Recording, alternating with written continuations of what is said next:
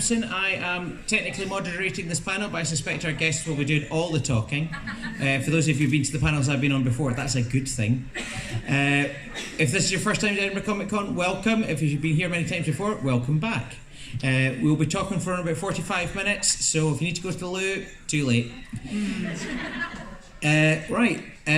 We'll have a quick chat and then we'll open the floor for questions. So when you've got a question, please keep your hands raised until we've get the next question so we can get the mics round, okay? And if everyone can hear me? Put your hands up if you can hear me. Keep your hands up if you're going to give me a fiver. Good. Oh, wow, really? You're coming to my stall later. Right. I think our guest, John, our guest ready to come out?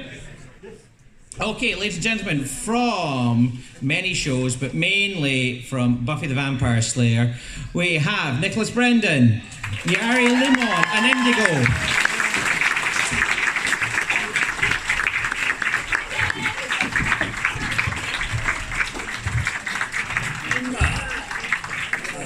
Hello, everybody. Wow. Hi, guys. Hello. We Welcome. Game shows. Back in the States, like Match Game, and they would have these long microphones, you know. I'm like, why? Yeah. It's like, you know, it's like, Long stick. this is interesting. Mine's gonna break. Yeah, don't play with it. Don't fidget with it. Well, then why would you give a person with autism something that fit, you know, like, come on. Jeez, my knees. All I want to do is fidget with it. That's true. It's called the Do you fidget. want me to hold it for you?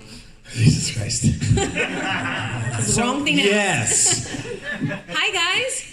Hey. Thanks for coming. Is it loud? Captain.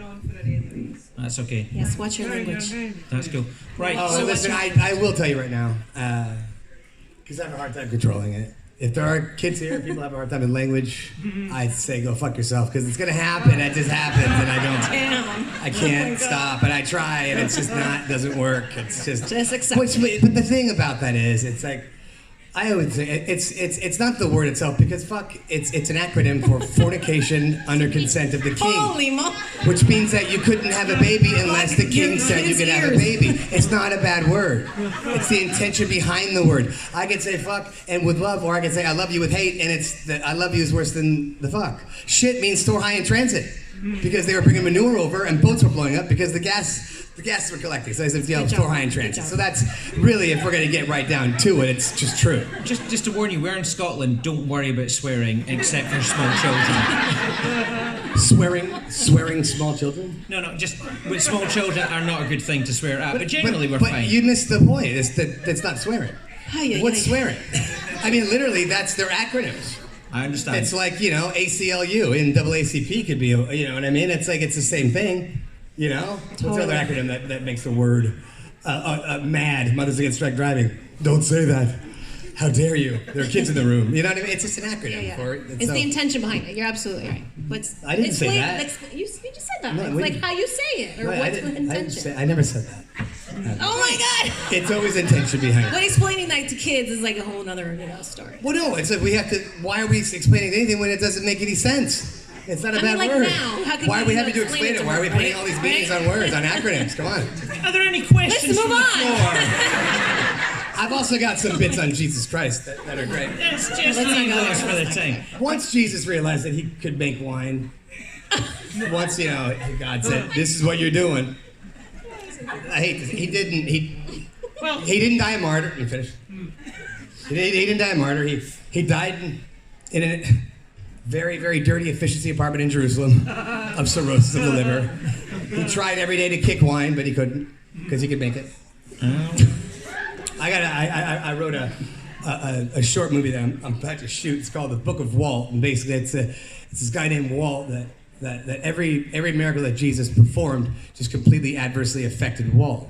And we started the movie where Walt's kind of he just got done lifting weights and working out and stuff, and so he kind of happens across this commotion, and he sees his friend Stuart, and he's like, Stu, what's going on? He's like, okay, well, are you sitting down?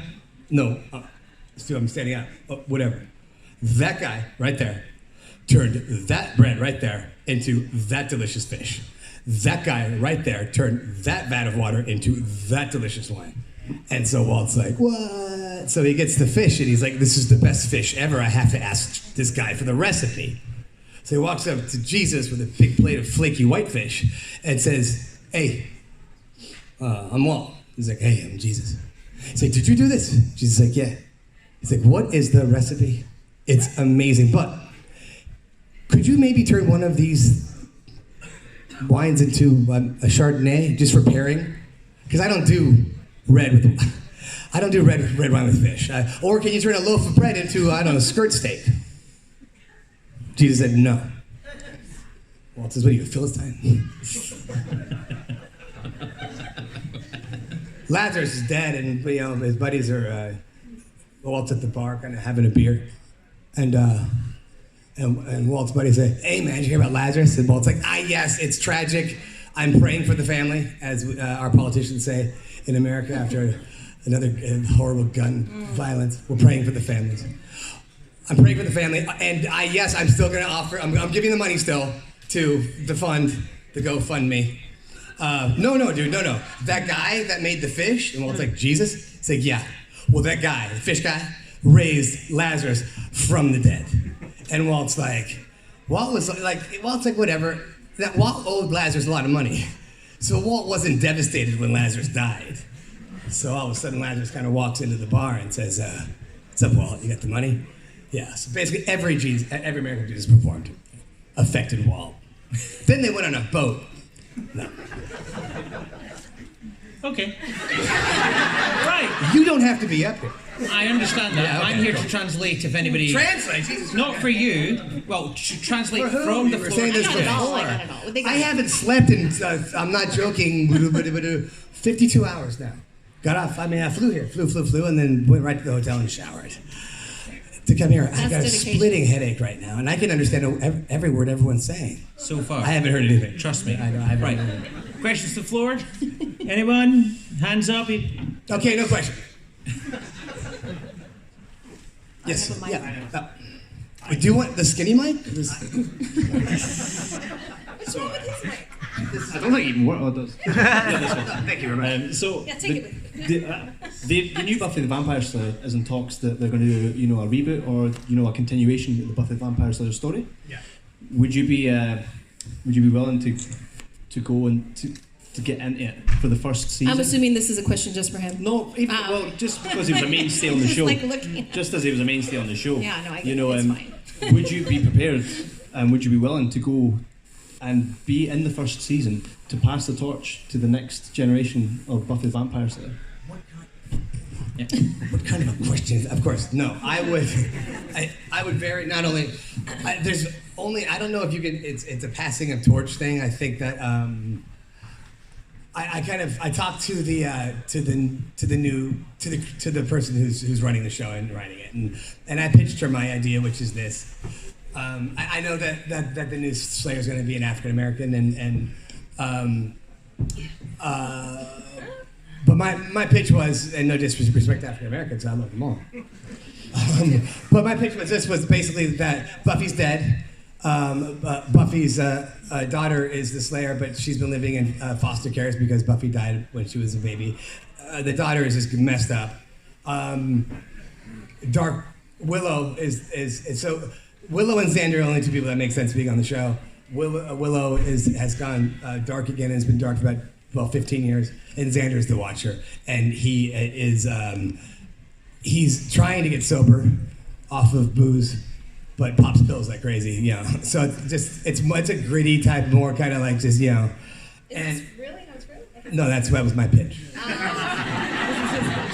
Well, I'm allowed to pitch because I write for the comics, so it's kind of one of those things I have their ear. But I don't know what direction they're going. To be honest, it's been very kind of. I heard about it like everyone else. My business partner told me. I like variety, so I know that people were very much. First, I think Warner Brothers was going to make it into a movie, and Joss wasn't involved. And they're like, no. Fans like, no. And then now it's like, only if Joss is involved. And now Joss is involved. It's an EP with Gail Berman, who was our EP, and everyone, And now they're like, no, I don't know. People are so protective of that show that they have to be very, very careful. Not that. Here's the thing. shooting that show was rough. I mean, it was emotionally at times abusive. It was a lot of work, but we had something to show for it. You know, I do events now where I tour and I talk about my depression and my autism and my being a survivor of, you know, being molested as a kid. And these are great tours that people come out, and a lot of people who come out to my events have anxieties or disorders where they won't come to a con like this. So I go to them and we talk. But I forgot what I was saying about. What was I saying about? What was my thought? Get inside of my head. How my synapses firing? But shit, what was it? Oh. So and before I opened up about what was going on with me, it was after my 14th arrest. You know, where I'm like, okay, I gotta start dealing with this stuff. You know what I mean? I had so many people come up to me and say, this show got me through this time, this depression. So now being able to use that as a tool, like tonight I've got an event here.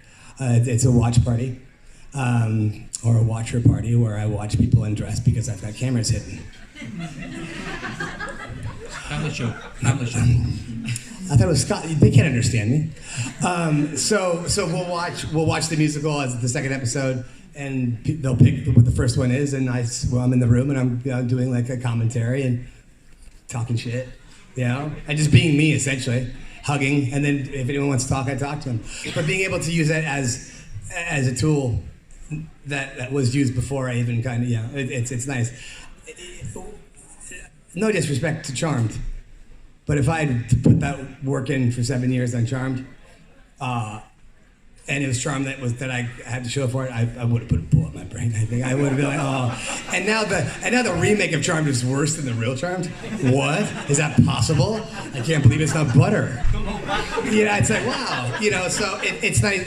It's great to be able to use it and to bring people together and to go. I happen to have, when my dog Steve died, I happen to have time right now to go out and about. I mean, I'm born and raised in LA. I live in LA. I've been home for 5 days the past year and a half. I've been to Paris more times than I've been to LA. So it's just kind of, it's almost like where I'm needed, I go, you know? So it's been nice. Anyway, that was a long-winded answer to that. Yeah, Indigo, Irani, would you want to be in a continuation of some show? I mean, even if you're recast of another character? Or... Yes. Okay, just checking.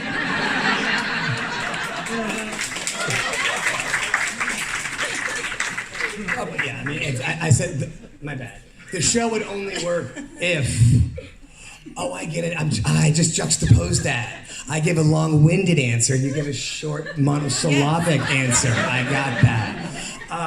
It would only work with Xander, with Willow, and then with Kennedy. Right, any more questions? Hands in the air, right?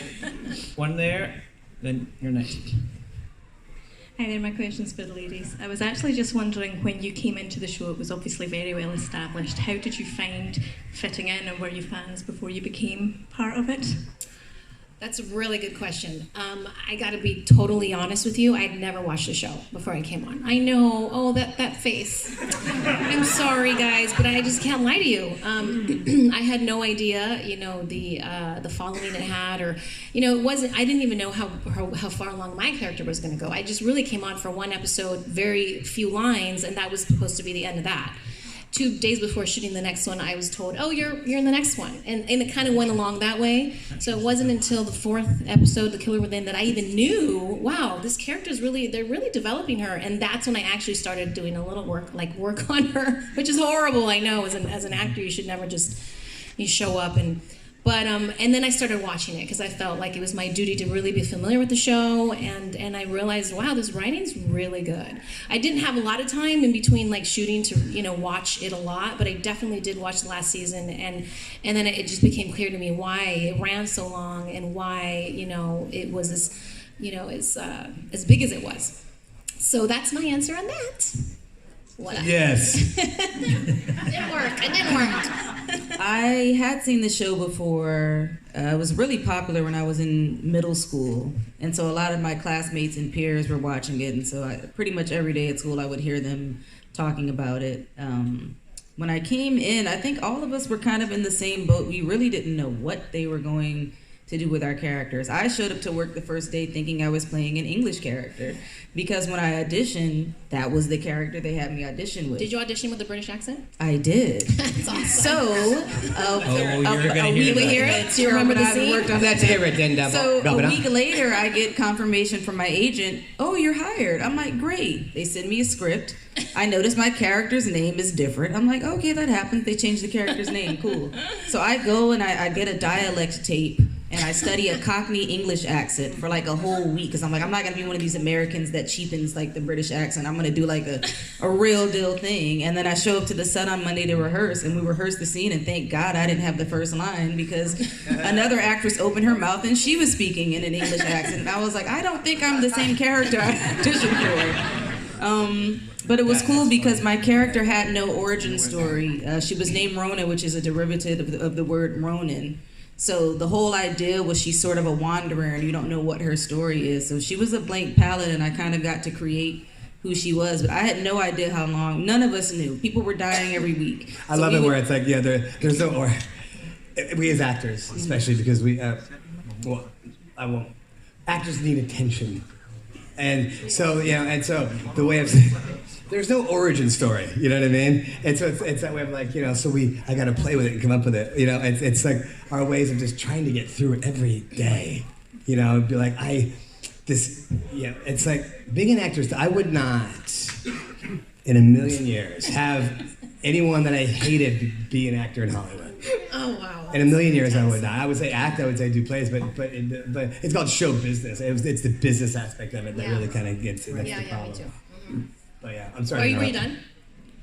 No, I just pretty much. I mean, we didn't know if we were going to be around or not. So. We never knew if we were going to die. So no. we'd like flip to the end and we would like slowly turn pages when we got a new script. Like, okay, am I making it through this episode? And then even if you made it through that episode, you didn't know if you'd make it through the next one. So. It was like 4 or 5 years ago. I was doing it. I forgot with who. It was a fairly major, like tertiary character, and they're like, each week we got the script. They would thumb to the end to see if they were still in it, and it dawned on me that of course. I mean, I never once had to worry about that. Mm-hmm. It's like, what's my character going to say? Right. I didn't think that I wasn't going to be there. Right. The most shocked I was when I was at the end, and Caleb took my eye out, and I'm like, because I wasn't warned first. Oh, really? But because me and Joss were fighting. Whenever Joss and I were fighting, because we had a lot of love for each other, but also we were very much alike. What would you fight about? Xander was Joss. I mean, that's the thing. We're very similar. Really? I didn't know that. Well, Xander was Joss? Was he? Buffy's seen through Xander's eyes, yeah. Writers will write, there's one character that's them, and then everybody else. No, so. I mean, yeah. You know what I'm talking about. Yeah. So, but yeah, we were fighting, and so I get the script, and I'm reading it, and I'm like, and I go back and I read the script, the page 4, I'm like, and I'm like, and I'd read it again, and I'm like, I was so mad that I wasn't told first. About your eye? Yeah, about losing my eye. But that's what was Joss's way of saying that, you know, no matter how much I love you, I'm still in control. Yeah. You know, and right then, because Joss had written, I got to work. We had known at this point that Sarah wasn't going to do, because we had, Allie, myself, and James all had 2 more years that we had negotiated. So 9 years was kind of what was going to be our mark. And Sarah didn't want to do it. So we all knew at this point that the show was ending, and I got to work, and the AD's like, Joss wants to talk to you, and I'm like, and I had to think, where are we? Because it would happen, but that's what love is, you know? It's like, you shut up. You lose an eye. No, you lose an eye. Very close. Yeah. But so, and so I get to work, and so he would call me Brendels, and I would call him Jospo. So he knocks on my trailer door, and he's like, hey, Brendels. So I'm like, okay, cool, we're good.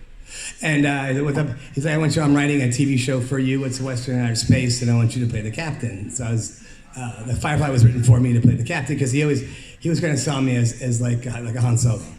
Like he did an interview once where he's like, the coolest thing about Nicky is that he's cute, but he doesn't know it, and he can do comedy, which is essentially kind of what he loves. That he loves that stuff. So I said, cool. So the idea was we were going to finish Buffy, take a month off, and we were going to start Firefly.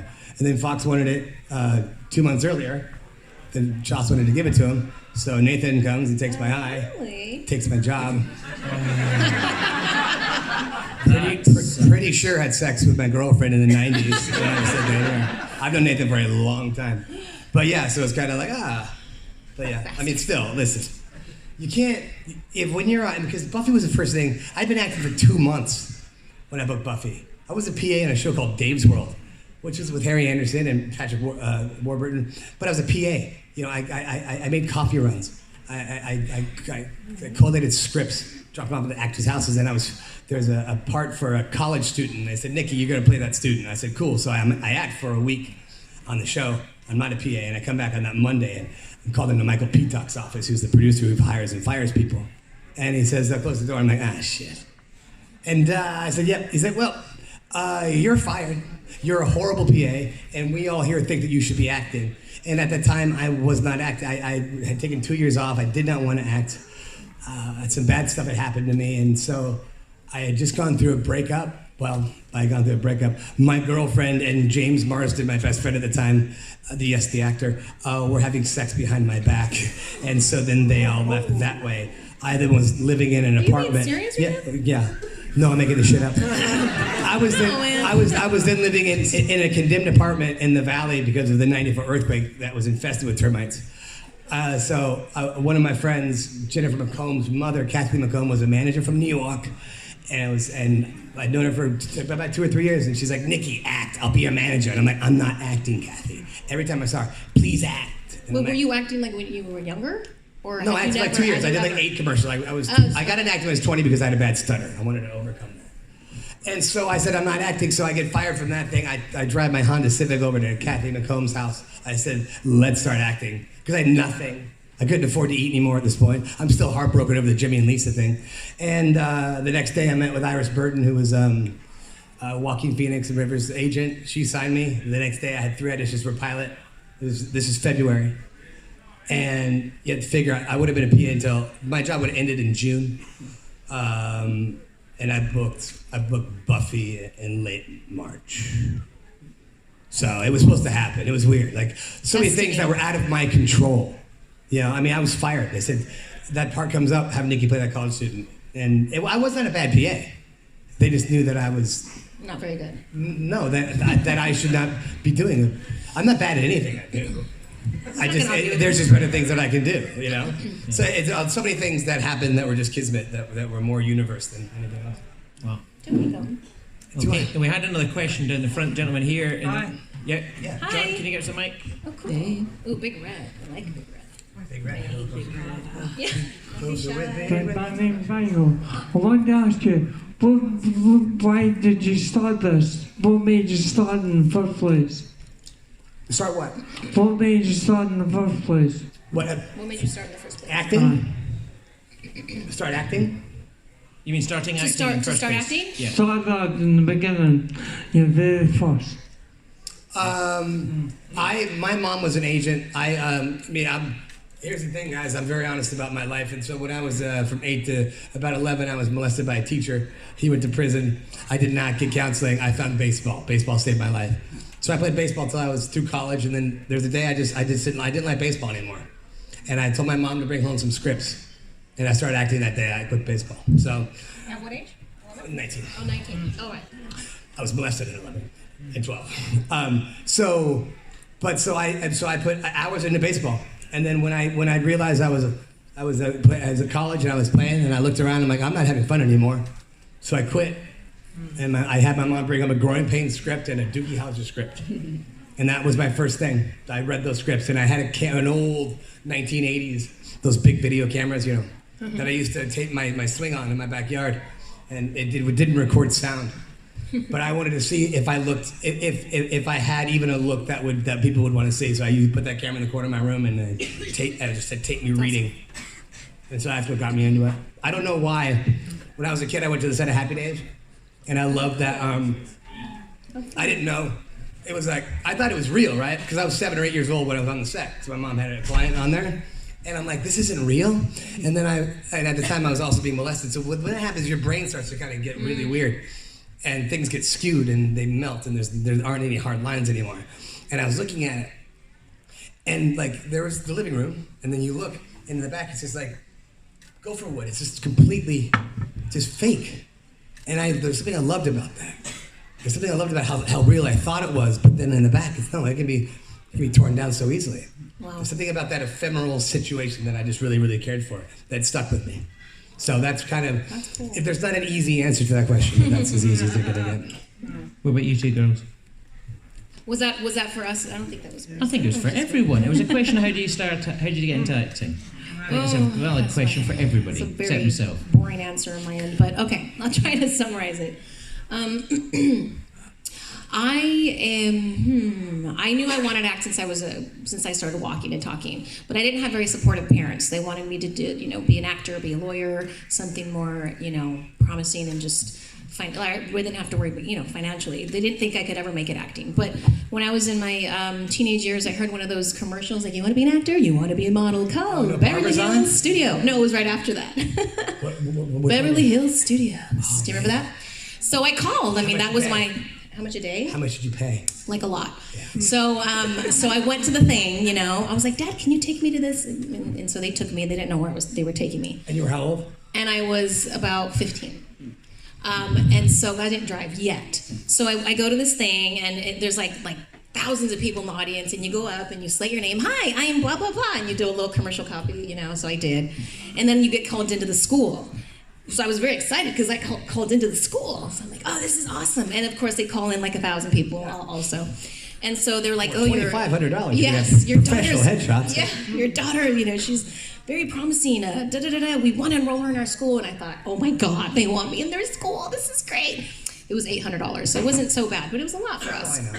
So I said, I want to do it, but I don't have the money. That's the business part of the show that I hate. I know. So I was really bummed, but I was being realistic. I said, thank you very much. And so my dad said, no, we'll help you. So I actually like this story. So a friend of mine had an avocado tree, and we would every week, Friday, we'd go pick avocados, and we'd go to the swap meet. That friend also had a big rodent problem.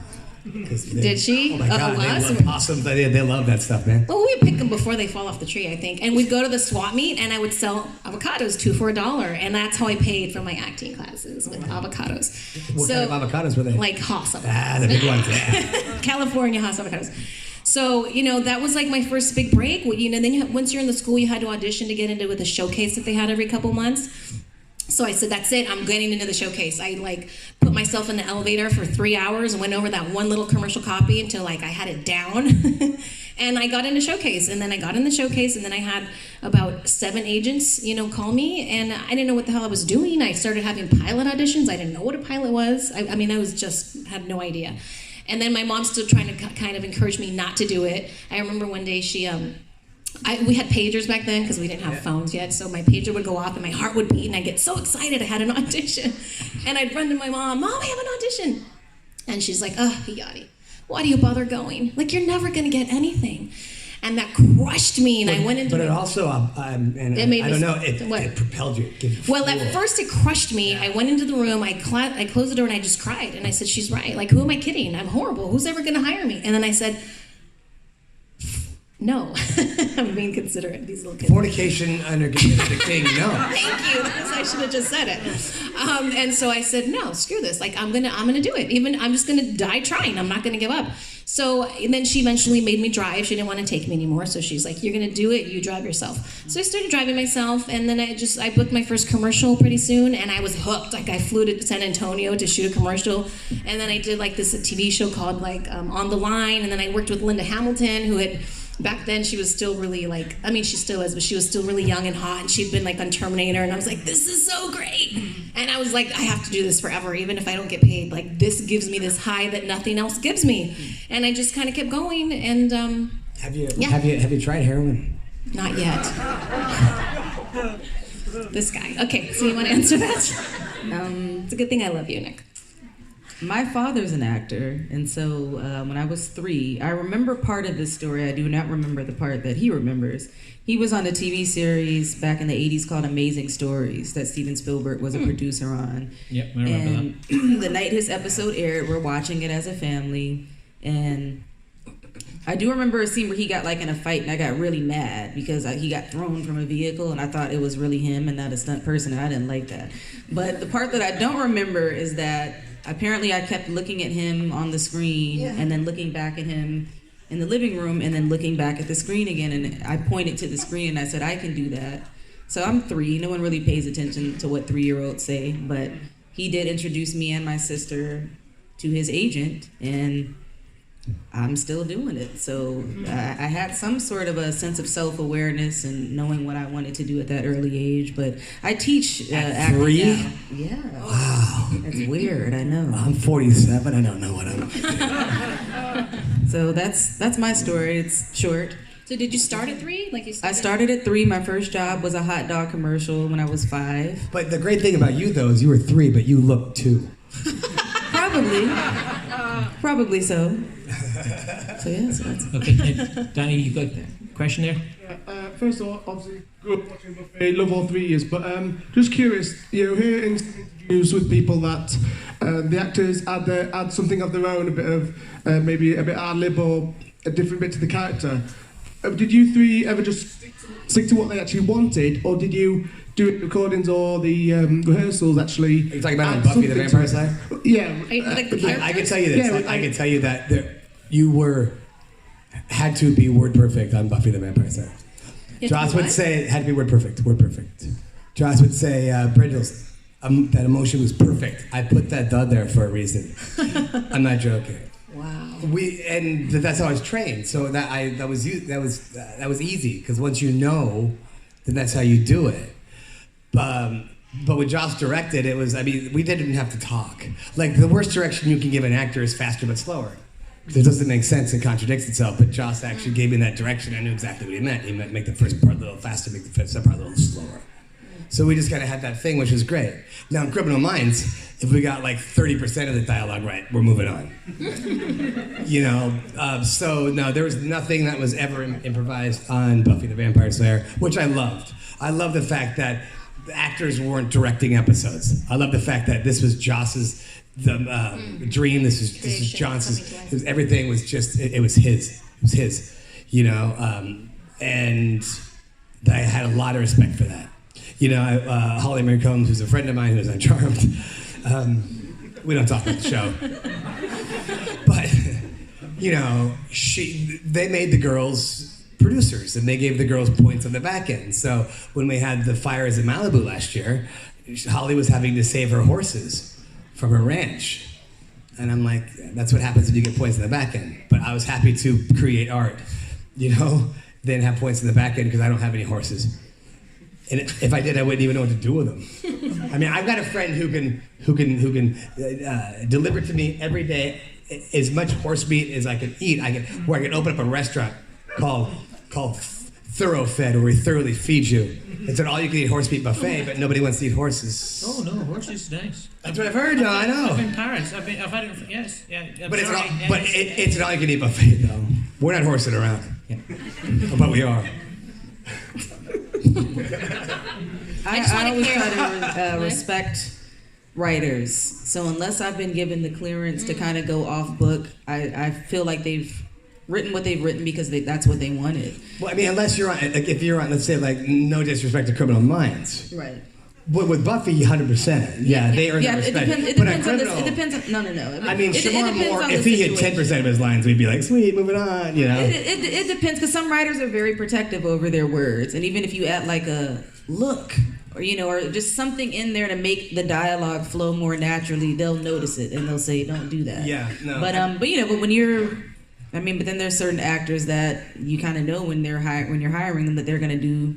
Which is why Joss does it. That happened because the reason why Buffy was a TV show is because Kai, his lovely ex-wife now, talked him into making it into a TV show because the movie was not what he wanted.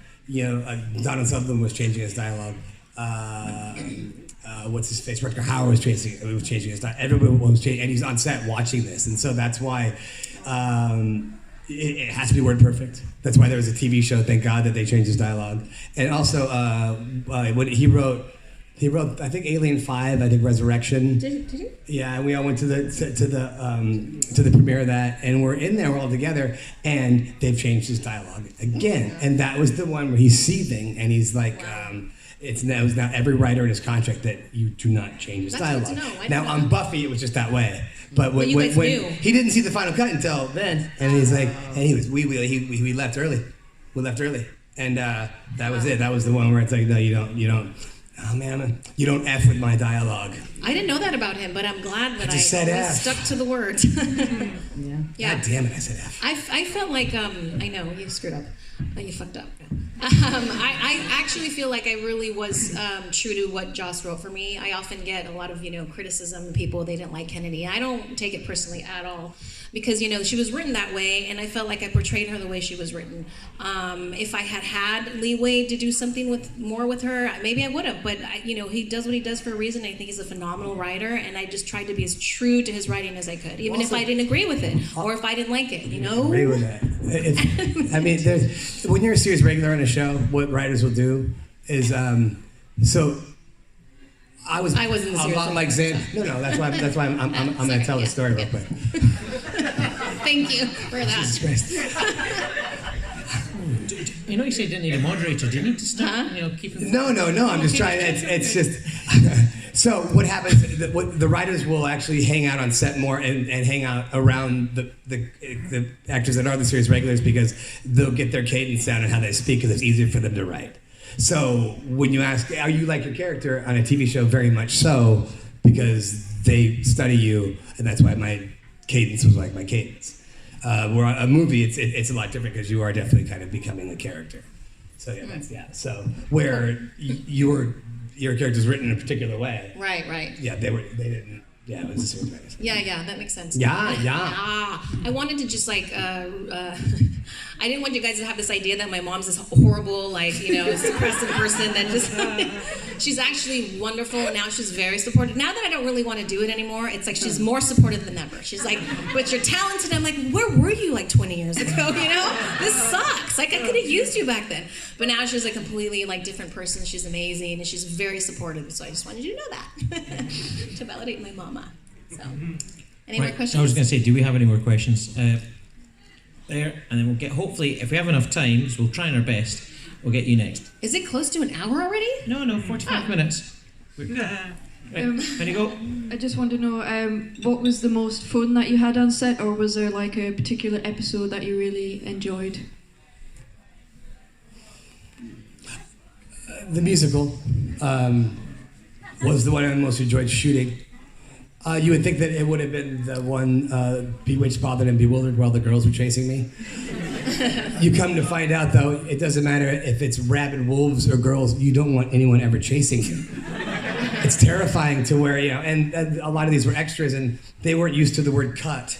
And so it was one of those scenes where they were just all pawing at me, and I'm going to say a curse word here. And so why am I doing this? Because of you. That little girl right She's there. in her own world listening to It something. doesn't matter. Just be yourself. Just be yourself. So anyway, so it's like the director says, cut, and then they keep going, and I'm like, he said cut, god damn it, and I stand up and I'm like, fuck, and I just walk out, you know what I mean? I was just so mad because you just don't want anyone. It's like why I don't like Easter, because I don't want things ever hidden from me. This is great. It's right there. I open it up. Oh my god. So the musical, and fun. I was able to. There were times where I was able to step outside of myself, and it could be my autism, and really look and enjoy the how magical and the magistry of what we were doing. In the musical, or no, just period. Oh. At 4:00 in the morning when we're outside on location, and I'm like, oh my god, I can't believe this is my life. I was able to really do that. So awesome. There was not a single moment. It was a lot of moments, a lot of nice colors for me. That's amazing. I hear so much on that from all the actors. What, did I interrupt you? No. You're just funny. No, I find you entertaining. Okay. I hear that a lot from a lot of the actors at the musical. That's their favorite episode. I wish I had. That would have been amazing to be a part of. I mean, I can't sing, but would probably been the only time. Allison ever. didn't sing. Allison can't sing? She didn't sing. Oh, she didn't? No, have you seen it? I've seen a lot of it, yeah. This line is mostly she filler. did sing. She did sing. What are you talking This about? line is mostly filler. That was her line. Yeah. Do you want to answer that question?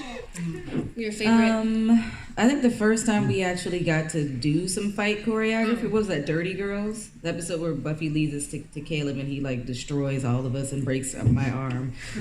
Because we had a lot of episodes where we were just constantly being lectured and trained, and it was like episode after episode. Sarah was like, why do I feel like I'm giving the same speech in each episode? So when we finally read the script and we're like, oh wow, we actually get to like put our training into action. That was exciting, but then I had a cast the rest of the season, and that wasn't exciting. I was like, wow, I get my arm broken, this is so crazy. And then it was like a broken arm for several months after. But wearing eye patches, it's so yeah, so you got walk the eye into patch, stuff. I got the cast. I mean, Josh got me. Do you? Well, also, I think he knew that we were going to do comics, and a comic character with an eye patch is cool looking. Yep. So it all worked out. Yeah, I've got to be I've got to be straight up. I was so, and no disrespect, I hated the potentials. I hated that whole thing. I wanted the show to finish as it started with the core. You know what I mean? Yeah, I think I And also too, I'm not good at saying goodbye, and I was mourning lots of family, you know, and all these people are there now. And I'm like, I just want to do it, you know what I mean? I have to say that I probably picked up on some of that energy because it wasn't very easy for us. Like, honestly, I don't know how you feel about it, but it wasn't so easy to come into a show that's obviously well established. The relationships are obviously, they've got this dynamic thing going on that we're not clearly a part of, you know? And not that we wanted to, because of course, like, I can't invade that or be disrespectful in any way, but it was like, there was no like real place for us. Like, so I came in first, right? And I didn't really know where my place stood. And then they came in, and then I kind of gravitated towards them, but then they'd be dying off, so I'd be like, you know, with no potential friends anymore. And I mean, it was just weird, you know, like I didn't fit in and as an actor, you know, but it was fine. I mean, I took it all. I had my good days, my bad days, days where I cried, days where I'm like, oh my God, like I love working, but I don't fit in here, like, you know. Well, in year 7 too, I mean, we'd gone through a lot of shit. Too. Oh, I know. By the time you got there, that was at the tail end of totally. And 7 I get years it. And I get it. And I totally get it. Yeah. It was rough. And I wasn't trying to be. And again, no disrespect to Sarah Michelle Gellar, but you know, like she was number 1 on the call sheet. I was number 2. I was number 2 on the call sheet. There's a huge chasm between 1 and 2. You know, she worked her ass off, and that's great. But if you look at like Veronica Mars, they all get along. That's a great set because number 1 on the call sheet sets the tone. I would have been number 1 on the call sheet on Firefly, and it would have set a great tone because I've done it. That's true. And I looked, and I've learned, and I've watched, and I see how that really kind of can be demoralizing if a person does come out of the trailer for 3 hours. You know what I mean? So it's kind of like, and so there's a big part of me where it's like, because I never watched Firefly just because it was too close to me. I'm like, you know. Huh. But I've had people who have. I'm like, how would the show have been different? I've never watched Firefly. Yeah. Seriously, I'm the only person in the world who's never watched it. You and me both. Cool. At a table. Yeah, awesome. Take a picture. Yep, no. That's it. No, seriously, I've never watched Firefly. I haven't watched it either. My favorite TV show on right now is Bob's Burgers. It's the best characters. It's the best. It's great. And I don't like cartoons, but man, it's just the best. And one of them, Tina, they're also huge fans of Buffy. And if you look at it, there was one character. His name is Xander. There's another one. His name is Willow. One time, Tina's like going for debate, and she's really bad at it. And the guy that's coaching is like, "Find your passion." He's like, "My passion is I think about when Fox canceled Firefly." You know what I mean? So it's neat. It's weird that I'm a part of that iconic type, you know, that pop culture thing where it's like my name pops up, my character's name pops up. I'll tell you what's weird, and I'll stop. I will shut up after this. No, you won't. But it's all good. I don't know you that one well. question That's waiting funny. in the wings, so you know. Let me just say, this is. Keep going. I'm just saying we've got Go one ahead, waiting questions waiting in the wings. Yeah, Just let you know. it's honestly, it's a quick story. That's fine. I mean, I would have been done already with it. That's okay. On you go. So I was at Salt Lake City Comic Con, and this is right. So there's a woman there with 3 sons. She's like, "Hey, Nicholas, I want to introduce you to my 3 sons. This one's Xander. This one's Nicholas. This one's Brendon." And I'm like, No. Well played. Wow. Okay, right. I know we said it was going to go to you next. Unfortunately, somebody else has got the mic. "Sorry." You might get it. It's ready to go. On we go. Well, who is it? Which one was one that we're not going to? You and then you. Yeah, we will do it. Why not do it? Okay, on you go. What to do? Hi guys. Hi. Just as you were saying, Indigo, about your broken arm, what is the, and by the way, I loved Kennedy. Thank you. What was one of the worst injuries that you ever got in Buffy? Because it was quite full on at some points. I know Xander had a few punches and stuff, but you guys, the girls, obviously, you were quite physical as well. So just any injuries you've had? What was your Like a exact real question? injury? If we got any What orange injuries? Oh. What sort of injuries have you had when You know, you've been that's, filming? that's funny you say that because oftentimes they would have, well, most of the time they would have a stunt double, which pissed me off because I finally get to do stuff and I don't even get to do it because they have someone else do it. So I would try to do my stuff as much as possible. And at one point, I don't know how, my arm was bleeding. Like there was a huge cut in my arm and I'm dripping blood and I'm trying to hide it because I knew the moment they find out, they're not going to let me do my stunt. One of the things that I found out on that, because on the first year, his teacher's pet, I'm like, I'll do my own stunt. And then I was talking to one of my stunt guys, and when he told me, I found out that every time they're on TV, they get paid. And every time I try and do it, I'm taking money out of their pocket. And then once I found that, once he told me that season 2, if I said, I can't take that hit. I wanted my stunt guy to get on camera as much as possible. That's really nice. But that's when I found that out. I'm like, no, I can't do it. But I had the same stunt double as Buffy, and she also did someone else. She was constantly. Oh yeah, true. But so I did get hurt. I don't remember how exactly, but I did get a big gash in my arm. But I loved it. For me, it was like proof that I was really doing that I was really doing it. So I always look forward to all the fights and all that. That was like. She finally felt something. She was numb for the longest time. That's why I cut myself. Oh my god. Okay. I didn't have a stunt double. I used to do my own fights, but I did like almost die on set one day. We were in the scaffolding. Yeah, we were on the scaffolding outside above concrete, and we were all. There's one of the pictures that's at the autograph table is a picture from that scene, and it was very short. It was only like a 10-second chunk of this scene that they wanted to get before they broke us for lunch. And I started feeling lightheaded, and I was like, ooh, I kind of feel like I'm going to pass out, but whatever, I just have one line. I'm going to get through this. And I never got to my line. And next thing I know, I'm like feeling woozy, and then I'm down. They caught me. If Felicia Day and Yadi were not on the side of me, I would have fallen off the scaffolding probably 100 feet down to concrete. What? So I come to with, cut, medic. And so they go get the medic, and they dose me up with vitamin water and emergency packets and all this stuff. But yeah, if they weren't there, like I definitely would have fallen off, and it would have been a tragedy of death on the set. But fortunately, they were there. So my God, you say 100 feet, huh? Yeah, it was. They were taking risks back then, but you kept taking those little white pills because you had to fit into that costume. I don't know why I almost passed out. Because you were hungry. It was lunch. Maybe it was that. They gave me pills and stuff. They gave me pills and vitamin packets and all kinds of stuff. Your blood sugar was low. Hi there, it's a question for all three of you. Hi.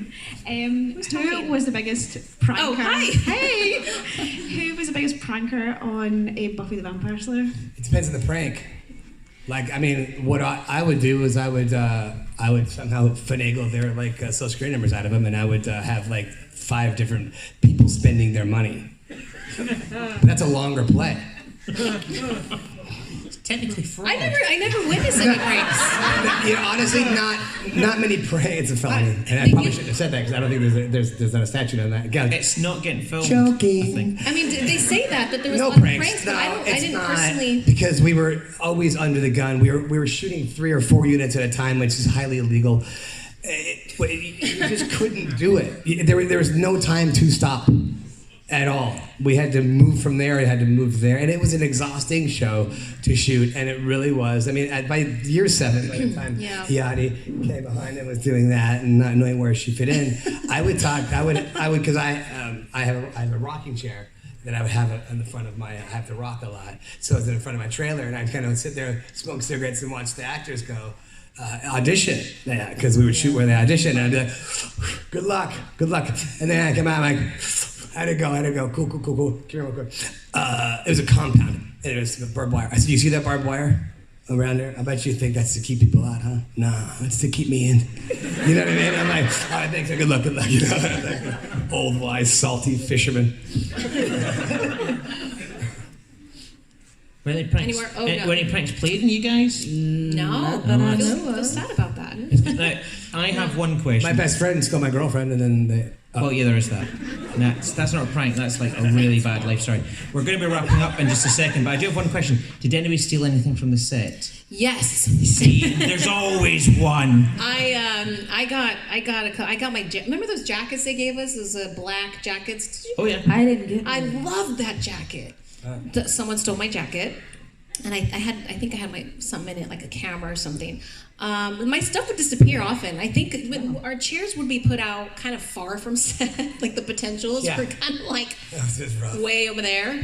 I mean, whatever. Do you remember? They put our chairs like in the dark. I was. And so my jacket got stolen. I don't, you know. What, your wardrobe jacket? No, my jacket. Gee, no, I think stolen. I think I meant not yours. Did you take anything from set? Yeah. Oh, like did I steal anything from set? Yeah. No, I didn't think about that. Yeah, no, call the police on that one. Damn. No. Yeah, I'm sorry to hear about your jacket. Yeah, it's tragic. You know what? I feel bad. No, yeah, because Christ. it's normally somebody takes. Oh yeah, I took that knife that stabbed me with. Security. It hurt me. I took 4 things. I took on the Wish, where I was a vampire. It was the lovely Barney's leather coat that I took, and I had for like 2 or 3 years, and it fit like a glove. And I left it back in my drinking days. I left it at a bar in Tennessee, and I'm like, shit. I'm like, what am I gonna do? So I go back to work and stole the other one because there was one for my stunt double. So I got that. The shoes that I wore in the musical number, I'll never tell. I have those. Still, you still have them? Still have those. They're in storage. And then there were 2 eye patches, two working eye patches. I took one, had the whole cast sign it, and then again, back when I was a drinker, I live in Venice Beach. I gave it to a homeless man in Venice Beach, and I said, "Hey, buddy, this is worth something. Hold on to it for a little bit. It's gonna be worth something." And I gave him a $100 bill. Wow. Have a good night. Yeah. You have a good heart. And you never taken anything from a set ever? I didn't, but someone just brought to my attention earlier. I kept the last. They used to make a real cast for me every episode. Yep. I had to go in the prop department, and they would fit me for it and make it. And the very last one, people signed, and I had it, and I have no idea where this thing is now. So perhaps someone stole it from me. Who signed it? The potential signed it, like different people. People on the crew signed it, and I was like, yeah, I'm keeping this. And I completely forgot that I even had it because it's been gone for so long. And then someone reminded me earlier when Someone they stole came it. to my table. Someone had to have taken sold it. Yeah, that's weird. Oh well. Well, and on that note, we're going to have to wrap up. I know, it was like kind of a weird way to end. Dark note. I know. Thank you very much, everyone, for coming along. Right round of applause for our guests. Thank you, guys. Can I remind you all, if you want to see your guests, they are going to be signing at their tables, which are at the back wall when you go out here, 3 times on your right-hand side. That's pretty much it from us. I can't understand a word you're saying. I did warn you. I did warn you. Okay, the next... John, have you got anything on after this? John, hello. Do we have anything on after this? My assistants. Also, just to remind people, there is a charity raffle with some great prizes if you want to see them in the way past. Oh yes, the Yancey Street Awards are on next.